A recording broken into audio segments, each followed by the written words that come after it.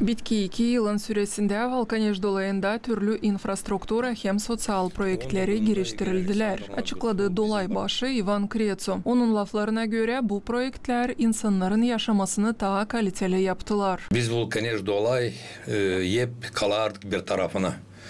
Nasıl kondu Evgeniya Aleksandrovna başkan çok işle yapıldı. Alma yolları, sosyal projektler çok yapıldı. Brusçatka koyuldu. İtulya'da koyuldu. Altı yol. Sadiklerde yapıldı. Okullarda region öndürücülerinden yardım kabul ettiler, urguladı Ivan Kretsu. Güneş paneli koyuldu şkolalarda. Valkanej'te şkola verildi. Çok para yapıldı şkola. Alma bizde gimnaziya Rudenka sıcak yaptık. Şkolala içini yaptık. Katelni bizde orada vardı. Katella уже çıktılar. Уже işlemerle çıktılar stroydan. Oraya verildi para. En büyük projektlerin biri, nice söyledi Ivan Kretsu, Çeşme Köyü hem Tülü Köyü giriş yollarının düzülmesi.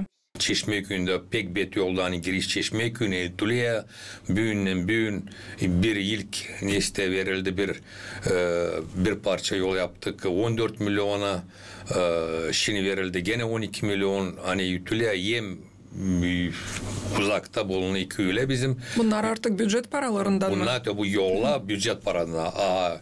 Yolla içinde verildi para mecenatlardan. Ivan Kretsu haberledi, yani Valkanej dolayında projektlerin giriştirilmesi ilerler. Örnek gibi o söyledi, yani Tülü Köyü'nde, Kultura evinde düzüntücülük işleri giderler. Hep burada tezle dereyi paklama başaracaklar. Da büyük yağmurlar yağarken dere boyunda yaşayan insanların harmanları su altında kalmayacaklar. Evlerine, mağazalarına da su girmeyecek. Valentina Çoban, Maria Kazako, GRT haberler.